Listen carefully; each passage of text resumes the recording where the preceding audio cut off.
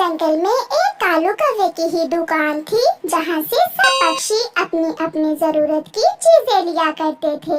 कौवे भैया, एक पाव नमक और दाल दे दे। खालस समंदर से नमक लाता हूँ, एक चुटकी डालने से दाल नमकीन हो जाएगी आपकी। वो सामने कौन आ रहा है? बुलबुल पीछे मुड़कर देखती है और कालू कौवा अपने तराजू के नीचे चुंबक चिपका देता है। ले बहन जी, आपकी दाल और नमक थोड़ा ज्यादा ही डाल दिया है मैंने नमक। बुलबुल अपना सामान लेकर वहाँ से चली जाती है। अगर ऐसे ही धंधा चलता रहा तो मैं बहुत जल्द सबसे अमीर पक्षी बन जाऊंगा। नदी पर चिड़िया और हरियाली तोती बैठी हुई थी, जब कालू कौवे की पत्नी गोरी कौवी वहाँ आ जाती है। मैं झुमके लाया है मेरा पति आज मेरे लिए, दिखाने आई हूँ मैं आपको। क्या सुंदर है ना? बहुत सुंदर है। हरियाली, तुम भी कुछ बोलो, लगता है तुम जल गई हो मेरे झुमके देखकर। अच्छा, अब मैं जाती हूँ, मुझे दूसरे पक्षियों को भी अपने झुमके दिखाने हैं। गोरी कौवी वहाँ से चली जाती है। रानो, तुम मानो ना मानो, ये कौवा और कौवी कोई ना कोई 2 नंबर काम जरूर करते हैं। चंद दिन ही हुए हैं दुकान बनाई है और गोरी ने झुमके भी ले लिए और बड़ी बड़ी बातें करती है ये गोरी। हाँ हरियाली, ये है तो बहुत शैतान। चलो अब घर चले, शाम होने को है। ऐसे ही दिन गुजरते थे। कालू कौवा किसी भी पक्षी को कोई भी चीज पूरी ना देता, बातों में लगाकर अपने तराजू के नीचे चुंबक चिपका देता और कम सामान तोलकर पक्षियों को दे देता। कालू जी, कल मैंने नदी पर चिड़िया और हरियाली को अपने झुमके दिखाए तो दोनों जल गयी मेरे झुमके देखकर। अभी तो मैं तुम्हें सोने की चूड़ियाँ भी लेकर दूंगा। अगर ऐसे ही हम पक्षियों को उल्लू बनाते रहे तो वो दिन दूर नहीं जब मेरे पास सोने का हार भी होगा। वो लालची पति पत्नी बैठे ऐसे बातें करते हैं। चिड़िया के घर में शक्कर खत्म हो गई थी। चिड़िया अपनी बेटी गुड़िया से कहती है, गुड़िया बेटी, ये पैसे ले जाओ और कौवे की दुकान से शक्कर ले आओ। मम्मा, कितनी शक्कर लानी है? ये लो पैसे और आधा किलो ले आओ। गुड़िया अपनी मम्मा से पैसे लेकर कौवे की दुकान की तरफ जाती है। अंकल कौवे, ये ले पैसे और मुझे आधा किलो शक्कर दे दे। आधा किलो? जी अंकल, आधा किलो। वो सामने जो पेड़ है वो बहुत पुराना पेड़ है। वो सामने वाला अंकल। गुड़िया जब अपना मुंह दूसरी तरफ करती है तो कौवा अपना काम दिखा देता है और अपने तराजू के नीचे चुंबक चिपका देता है। गुड़िया शक्कर लेकर वहाँ से चली जाती है। गुड़िया बेटी, सच सच बताओ, आपने इन पैसों में से कोई चीज तो नहीं लेकर खाई? ये शक्कर मुझे आधा किलो से कम लगती है। नहीं मम्मा, सच में मैंने तो कुछ भी नहीं लिया, मैंने तो सारे पैसों की शक्कर ली है। मुझे ऐसे ही लगा होगा, महंगाई बहुत हो गई है ना, इसलिए। कौवे बेटा, ये चावल मैं कल ले गई थी तुम्हारी दुकान से, इसमें कंकरियां हैं, रखो अपने चावल, मैं नहीं लूंगी ऐसे चावल। बूढ़ी माँ जी, चलती बनो यहाँ से। क्या सबूत है कि तुम ये चावल मेरी दुकान से ही लेकर गई थी? इस उम्र में झूठ ना बोलो। बेटा, मुझे क्या जरूरत है झूठ बोलने की, आप खुद देख लो, इसमें चावल कम और कंकरियां ज्यादा हैं। जाओ जाओ माँ जी, मुझे तंग न करो, ये चावल मेरी दुकान के नहीं हैं। बुढ़ी फाख्ता रोती हुई वहाँ से चली जाती है। बेड़ा गर्क हो इस कौवे का, जो माल में मिलावट करता है, इसे जरूर सजा मिलेगी। चाचा कबूतर कौवे के पास आता है। कालू जी, बड़े खुश नजर आ रहे हो, लगता है धंधा ठीक चल रहा है। हाँ चाचा कबूतर, बहुत मेहनत करता हूँ मैं। मुझे 1 किलो घी दे दो। और सुनाओ चाचा कबूतर, तुम्हारी पत्नी कैसी है? सब ठीक है, तुम मुझे जल्दी से घी दो, मुझे देर हो रही है। वो तुम्हारे पीछे जो बेरी का पेड़ है, वो तुम्हारी माँ के हाथों का लगाया हुआ है। अच्छा, मुझे तो नहीं पता था। वो सामने वाला? कबूतर जब अपना मुंह पीछे करता है तो कौवा अपना काम दिखा देता है और कम घी तोल कर कबूतर को दे देता है। कबूतर भी घी लेकर वहाँ से चला जाता है। रास्ते में जाते हुए कबूतर को शक पड़ता है जैसे उसका घी पूरा 1 किलो नहीं है। लगता है कौवे ने मुझे चूना लगा दिया है। मैं अभी जाकर लूमड़ की दुकान से जाकर घी का वजन करता हूँ। चाचा कबूतर ऐसा सोचते हुए दूसरे जंगल जाता है और लूमड़ की दुकान पर जाकर अपने घी का वजन करता है। घी तो पूरा आधा किलो कम था। तो ऐसा है, वो कौवे का बच्चा हम सब पक्षियों को उल्लू बना रहा है और हमें तोल कम दे रहा है। मुझे उसे पकड़ना होगा। दूसरे दिन चाचा कबूतर चिड़िया और मिट्ठू तोते से बात करता है। मैंने कल खुद दूसरे जंगल जाकर घी का वजन किया है। घी पूरा आधा किलो कम था। कबूतर चाचा, शक तो मुझे भी था, मगर अब मुझे विश्वास हो गया है वो कौवा हमें चूना लगा रहा है। तो फिर आप सब चले मेरे साथ। आपके सामने मैं पकड़ूंगा उसे। वो सब वहाँ से उड़ते हैं और कालू कौवे की दुकान की तरफ जाते हैं। कालू जी, सब पक्षी इकट्ठे आ रहे हैं आज। बिक्री ज्यादा होने वाली है हमारी। तुम देखना मैं कैसे कम तोल कर देता हूँ इन सबको। कौवे कौवे, जल्दी से हमें 1 किलो चावल दे दे। इतनी भी क्या जल्दी है आप सबको? वो देखो पीछे मोर है, मोर। कौवा ऐसे पक्षियों का ध्यान दूसरी तरफ करता है और जैसे ही चुंबक तराजू के नीचे चिपकाने लगता है, कबूतर कौवे को पकड़ लेता है। बहुत मोर देख लिए हमने, अब तुम्हारी बारी है। फिर दूसरे पक्षी भी वहाँ आ जाते हैं और मार मार कर कौवों को अपने जंगल से निकाल देते हैं। कालू, अब दूसरे जंगल में जाकर दुकान लगाएंगे। नहीं गौरी, मुझसे अब और नहीं पिटा जाता। मैं जंगल से दाना ढूंढ कर ही खा लूंगा। ऐसे कौवों को उनके किए की अच्छी सजा मिलती है। चिड़िया, कबूतर, तोता और कालू कौवा अपने बच्चों के लिए दाना लेने घर से निकले थे, मगर से बाहर इंसानों की बस्ती की तरफ निकल जाते हैं और फिर अचानक कालू कौवे की नजर एक घर की छत पर जाती है। उसे वहाँ कुछ दाने नजर आते हैं। वो देखे, वहाँ किसान की पत्नी ने छत पर दाना बिखेर रखा है।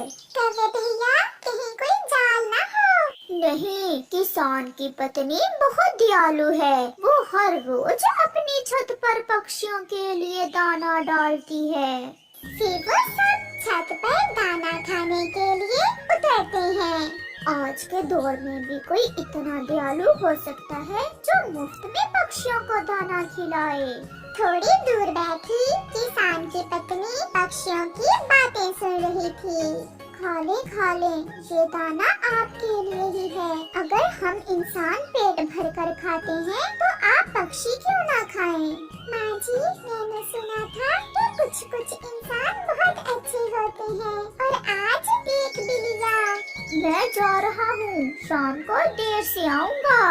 अपनी पत्नी से ऐसा कहते हुए किसान अपनी बैलगाड़ी जोतकर खेतों की तरफ चला जाता है। पक्षी भी पेट भर के दाना खा लेते हैं और अपने अपने बच्चों के लिए दाना लेकर वापस घरों को चले जाते हैं।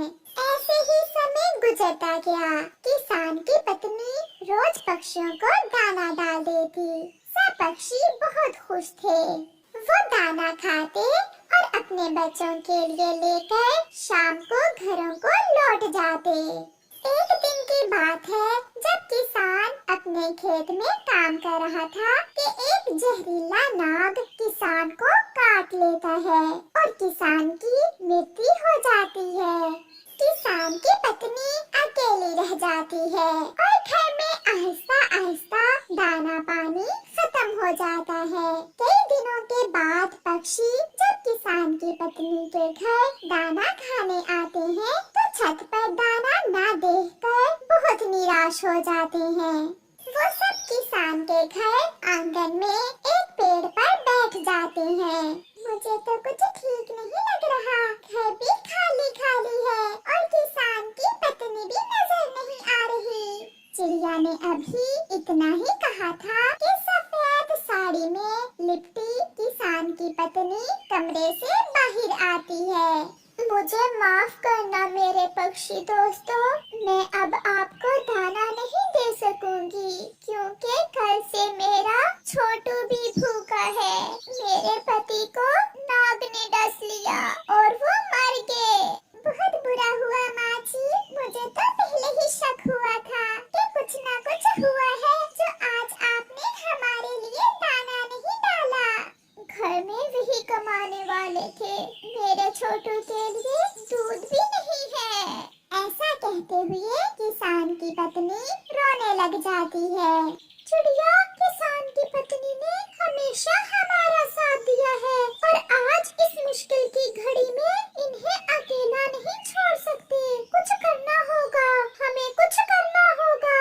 हमें क्या करना है मुझे पता है, आप सब मेरे साथ आइए। फिर कालू कौवा अपने दोस्तों को साथ लेकर वहाँ से चला जाता है। कौवा घने जंगल से गुजरता हुआ अपने दोस्तों को पहाड़ों की तरफ ले जाता है और एक पुरानी गुफा के पास जाकर वो सब बैठ जाते हैं।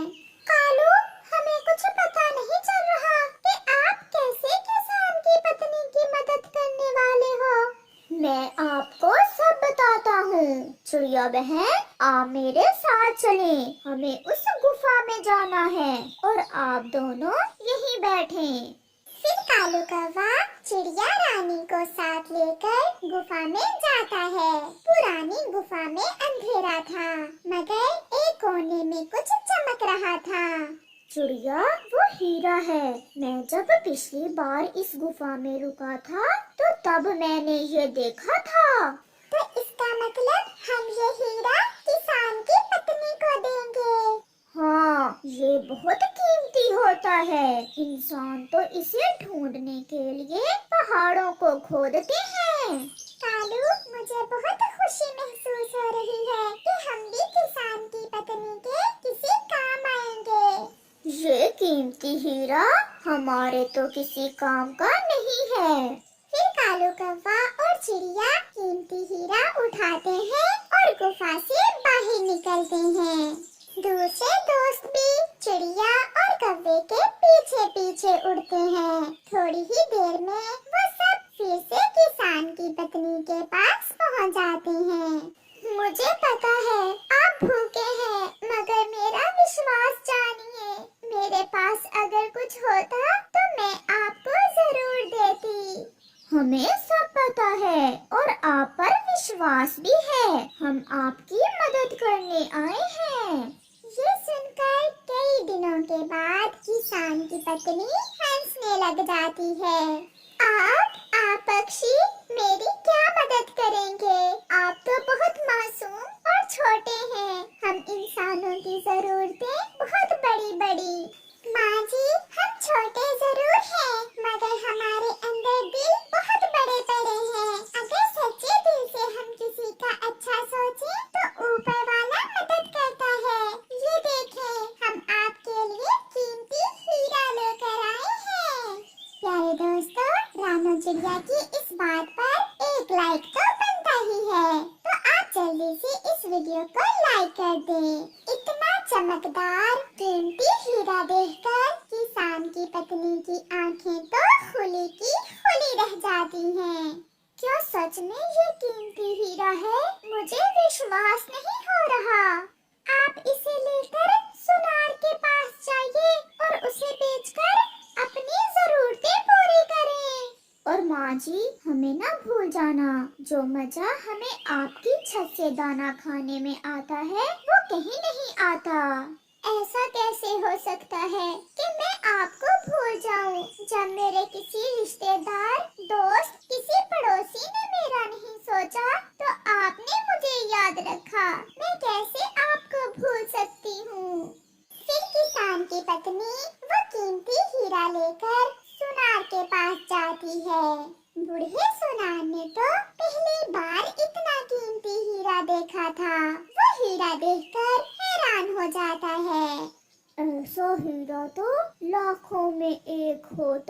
ये सच में बहुत कीमती है। फिर वो सुनार किसान की पत्नी को ढेर सारे पैसे दे देता है और किसान की पत्नी खुशी खुशी अपने घर लौट जाती है।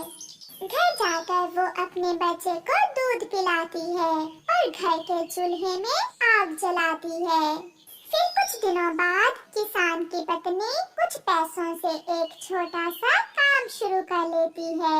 वो बस्ती में एक गोलगप्पों की रेहड़ी लगा लेती है। वो मेहनत और ईमानदारी से काम करती है। क्या छोटे क्या बड़े, सबको किसान की पत्नी के गोलगप्पे बहुत पसंद आते हैं। ऐसे किसान की पत्नी के दिन बदल जाते हैं और फिर से खुशियाँ उसके दरवाजे पर दस्तक देती हैं। पक्षी जा रहे थे कि किसान की पत्नी को गोलगप्पे बेचते देखकर वहाँ आते हैं। माँ जी, आपको ये काम भी आता है? हाँ, मैंने ये सब अपनी माँ से सीखा था और आज ये काम मेरे काम आ गया। ये सब आपकी वजह से ही मुमकिन हुआ। और हमारा दाना मिलेगा ना हमें? क्यों नहीं, आज तो मैंने आपके लिए मीठे फल रखे हुए हैं। फिर किसान की पत्नी पक्षियों को मीठे फल देती है और वो सब खुशी खुशी अपने जंगल चले जाते हैं। प्यारे दोस्तों, हमेशा दूसरों की मदद करो क्योंकि एक दूसरे की मदद करने से